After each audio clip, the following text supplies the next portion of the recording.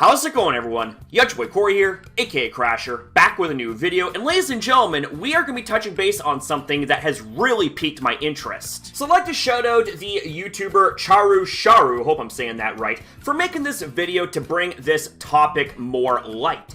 This video is titled, Japan Reacts to Anime YouTube Crackdown, and oh boy, and believe me when I say, oh boy, some of the comments that are highlighted here are very, very over the top and actually pretty damn rude and ignorant at the same time. Now, these remarks here are in response to the whole situation involving Suede and ShowPro, and ShowPro actually suing Suede over fair use content involving the Pokemon anime, and I still 150% believe that not only is this completely asinine, but this right here is another example of ShowPro bullying a smaller YouTuber over fair use content. This is what you call showing remorse when you are in the wrong.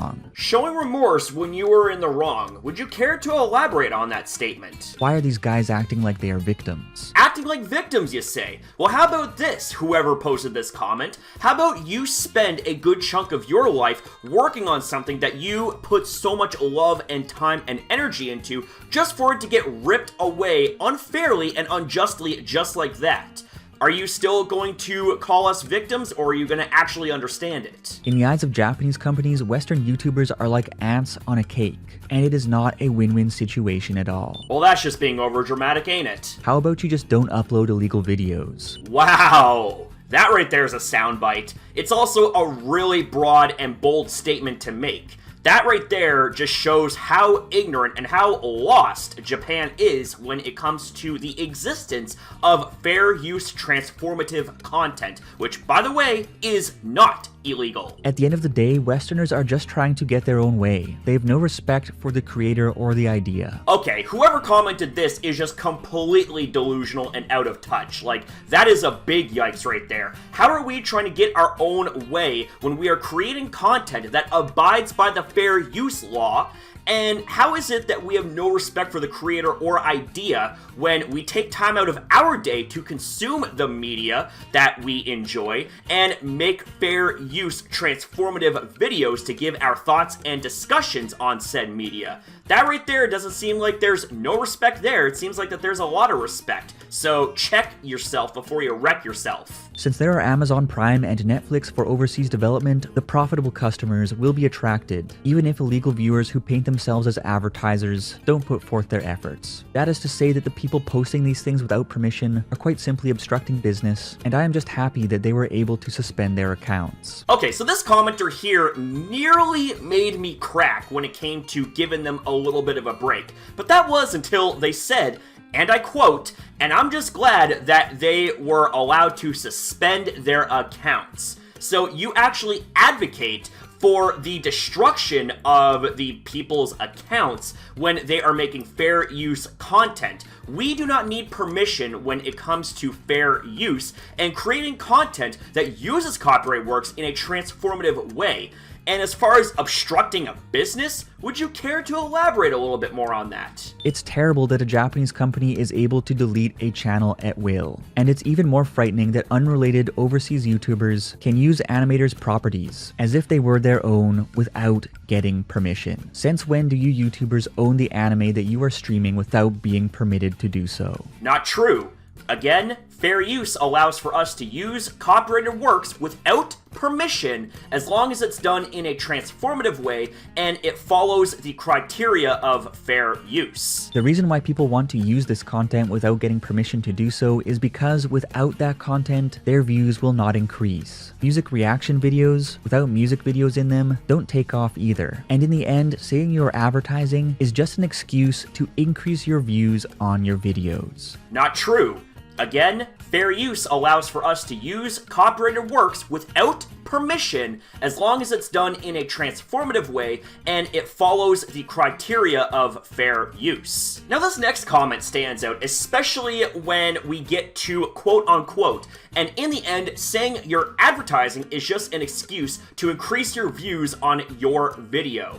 Now, let me make it very, very clear. When it comes to uploading videos, videos are going to get views regardless, no matter how small or how big. I mean, you can't not post something and not expect it to get viewed. Like, how would that even work? And secondly, when it comes to people posting fair use content, you can, in a way, say that it is free advertising, because that's essentially what it is. We are advertising Japanese media to our Western audiences that may not know about said media, and they would actually be attracted to the Japanese media, and they would want to consume it, further supporting it and growing the fan base of that respective media, and therefore it would generate more profit and attention overall for whoever creates that. By the same token, I wonder how many clicks the articles on these advertisement-ridden websites would be getting if they did not use content without permission. And I certainly don't think it's a bad thing that fan sites pull in people and revenue with the thumbnails borrowed from the source material of intellectual properties of other companies, because generally they do great work. As I've said, I don't really think that the free advertising argument is the greatest argument upon which to build your use of other people's materials, but it's no secret that everything from industry magazines to sports and hobbyist websites that rely on the coverage of other intellectual properties more or less have to utilize the source materials to some extent in order to do their reporting, and having to get permission every time you wanted to use an image or clip would basically render these businesses inoperable, which is exactly why we have things like fair use and fair dealings guidelines in many countries around the world. I love how so beautifully Charles puts this. This right here is something that is very, very easy and straightforward to understand, and how people in a different country can't understand that, even if it was fully translated for them, I'll never know. Now, something else that Charles highlights in this video later on, which is not only really freaking rock solid, but I would like to know, how in the blue hell is this not a thing? How is this not up for discussion?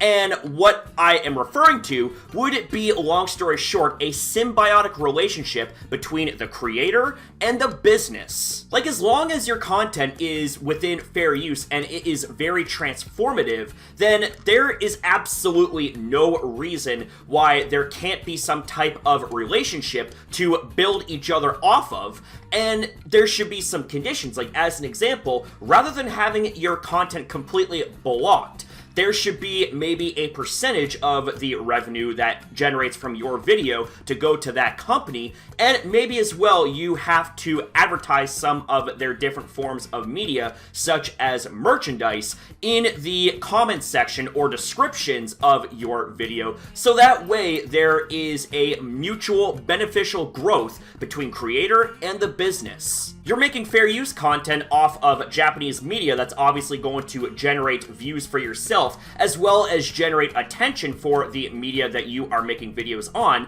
as well as it would allow for said attention to potentially be directed towards other parts like merchandise, and therefore that would allow for that business that has created that media to grow and flourish even further, and perhaps that will also benefit you as well. So it's truly a win-win situation. How this isn't a thing, I will never know. And there are a fair amount of comments in Charles' video that actually is in support for this type of idea. Let's go ahead and rattle through some of them. How about making it so that people can share profits? Like with those clipped videos you see on YouTube these days. If you use the original images and clips, then profit will go to the publisher, and then based on a contracted percentage, more of those profits will trickle down to the creators. With this system, anyone else using the materials could be taken down without question. In this case, YouTubers could say that they are advertising with impunity. If there is indeed a solution to this problem, then what about a YouTube system wherein the holders of the copyrights are paid whenever people watch the videos? And that includes secondary videos. Isn't Amazon doing that? Without a system like this problem will simply never go away. So while there was a fair amount of negative comments from Japanese commenters, there's also a good amount of comments that are either in the middle or are actually supportive of this situation.